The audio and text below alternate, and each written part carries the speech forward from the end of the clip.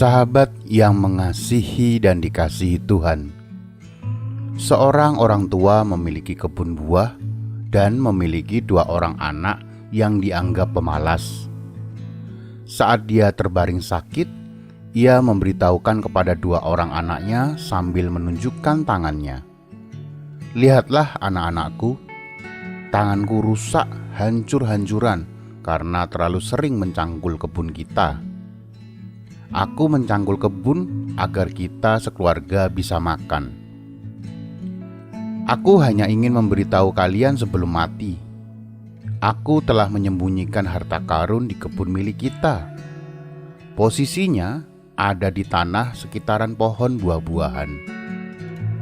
Setelah aku mati, cangkullah dan galilah. Harta karun itu adalah milik kalian berdua." Tak lama kemudian orang tua itu meninggal dunia. Kebun buah-buahan itu menjadi milik kedua anaknya. Tak berlama-lama setelah mereka memakamkan orang tuanya, mereka mulai pergi ke kebun dan mulai menggali tanah di sekitaran pohon buah seperti yang dikatakan orang tuanya. Mereka terus menggali dan mencangkul setiap hari, tapi tidak pernah ada tanda-tanda bahwa peti harta karun itu ditemukan.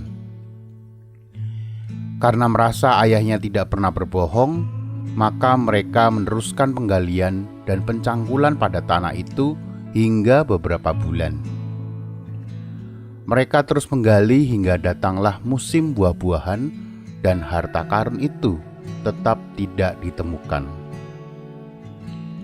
Seorang pedagang tiba-tiba masuk ke area perkebunan dan bertanya, "Apakah kalian menjual buah-buahan ini?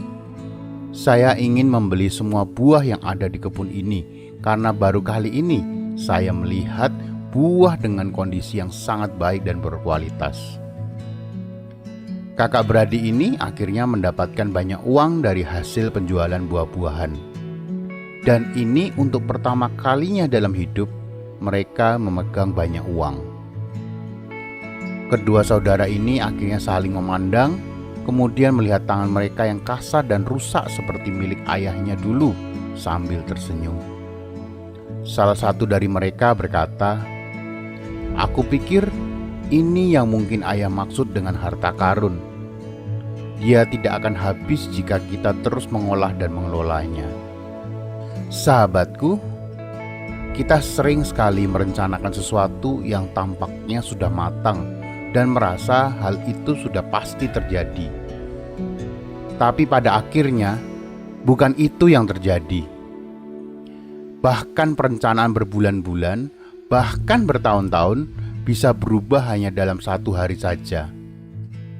Kita bisa kecewa karena merasa gagal, tapi bisa saja bersyukur karena mungkin ada rencana Tuhan yang lebih indah dari semua ini.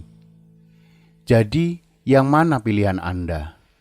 Terus meratapi kegagalan dan berhenti, atau memilih bersyukur dan terus berusaha hingga Anda menemukan harta karun itu? Anda pasti bisa memilihnya. Salam sehat selalu dan Tuhan memberkati.